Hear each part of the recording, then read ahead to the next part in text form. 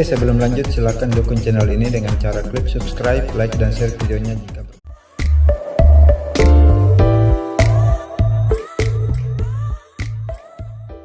ada 37 anggota FPI atau dulunya anggota FPI yang kemudian gabung dengan JAD, dengan MIT dan sebagainya yang terlibat aksi teror. Ada melakukan pengeboman Polresta Cirebon, ada yang menyembunyikan Nurdin M.Top, ada yang merakit bom. Ketika demo 212, mayoritas tokoh alumni Afghanistan itu sudah ada di Jakarta. Untuk apa? Untuk menunggu chaos. Perusuhan yang bernuansa SARA inilah yang menyebabkan teroris ini tepuk tangan, dalam artian bahwa di situ ada medan jihad. Siap revolusi akhlak, siap jihad, takbir. Kalau orang normal itu yang didambakan kedamaian.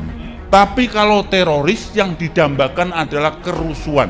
Karena dengan adanya kerusuhan itu kemungkinan akan adanya jabha atau front jihad atau medan perang. Maka apa boleh buat dari revolusi akhlak bisa berubah menjadi jihad fisabilillah, saudara. Akbar. Sebetulnya ada dua prinsip yang dimiliki oleh teroris. Satu, negara Islam. Dua adalah melaksanakan jihad fisabilillah. Jadi saya ingatkan kepada semua ya ikhwan, saya tidak peduli siapapun orangnya, saudara. Mau presiden, mau menteri, mau para jenderal TNI dan Polri, hati-hati kalian.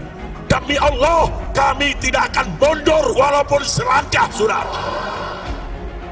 Masyarakat ini, yang muslim maksudnya, kok lebih brutal daripada teroris ini? Siap jaga ketuhanan Yang Maha Esa, siap jaga negara Republik Indonesia. Demi Allah, habaib ulama dan umat Islam tidak akan pernah mundur jihad untuk melawan kezaliman, saudara. Makanya ini nomor satu radikal adalah teroris. Ada setengah radikal. Apakah mungkin yang setengah radikal ini bisa jadi radikal atau teroris? Sudah sering saya coba, saya ajak nggak berani mereka. Jangan nanggung jadi radikal, ayo gabung dengan kami. Oh, kalau mau gitu rame sudah, gitu. Data-data ini memang belum banyak dipublikasikan ke media massa. Ketika melihat data seperti ini, maka ketika menghadapi mereka, kita harus mempertimbangkan kemampuan itu. Terungkapnya data mantan anggota FPI tergabung dalam kelompok teroris. Jadi bukan rekayasa, bukan pembentukan opini, tetapi fakta yang sudah terungkap dan itu sudah melalui proses hukum. Ketua Harian Komisi Kepolisian Nasional, Kompolnas Benny Mamoto, mengungkapkan sebuah data rahasia yang hanya dimiliki oleh Kompolnas. Dalam data tersebut, Benny mengatakan terdapat sebanyak 37 orang mantan anggota FPI yang tergabung dalam kelompok Jamaah Ansarut Daulah atau JAD dan Mujahidin Indonesia Timur atau MIT. Saya buka datanya, ada 37 anggota FPI atau dulunya anggota FPI yang kemudian gabung dengan JAD, dengan MIT dan sebagainya yang terlibat aksi teror. Ada yang akses ke senjata, Filipina Selatan, Aceh, ada melakukan pengeboman Polresta Cirebon, ada yang menyembunyikan Nurdin M.Top, ada yang merakit bom dan sebagainya. Seperti diketahui, JAD dan MIT telah dinyatakan sebagai organisasi terlarang. Hal itu dikarenakan keterlibatan mereka dalam sejumlah aksi terorisme di Indonesia. Menurut pengakuannya, bahwa data tersebut ia dapat atas kapasitasnya sebagai Kepala Pusat Riset Ilmu Kepolisian dan Kajian Terorisme di Universitas Indonesia, di mana data-data tersebut memang minim diungkap ke publik. Kendati demikian, Benny memastikan jika datanya itu sahih karena telah melalui proses hukum, bahkan sudah melalui vonis pengadilan. Data-data ini memang belum banyak dipublikasikan ke media massa. Ini sudah melalui proses hukum, sudah divonis lewat pengadilan, sehingga ini sahih sekali datanya.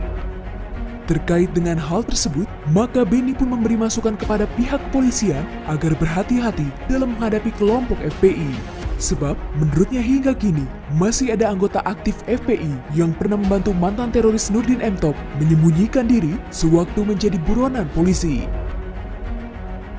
Bahkan ada yang masih aktif menjadi anggota FPI, menyembunyikan Nurdin M. Top di Pekalongan dan sebagainya. Nah, inilah fakta yang kemudian kita harus ekstra hati-hati.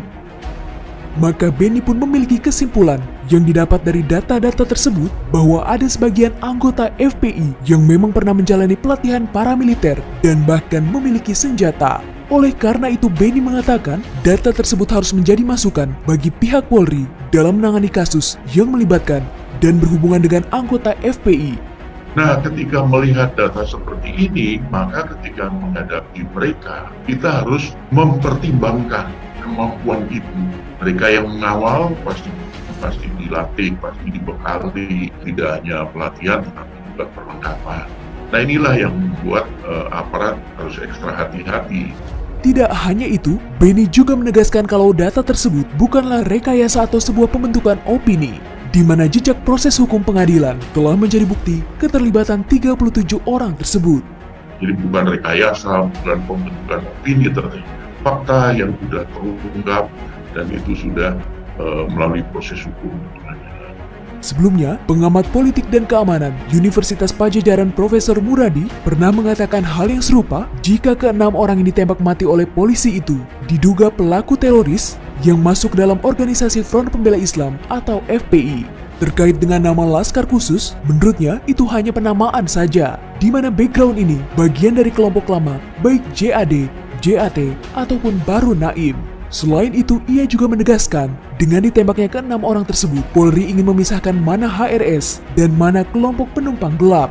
Menurutnya, jika mereka murni anggota FPI, tidak mungkin ada perlawanan seperti peristiwa yang terjadi di Jalan Tol Cikampek.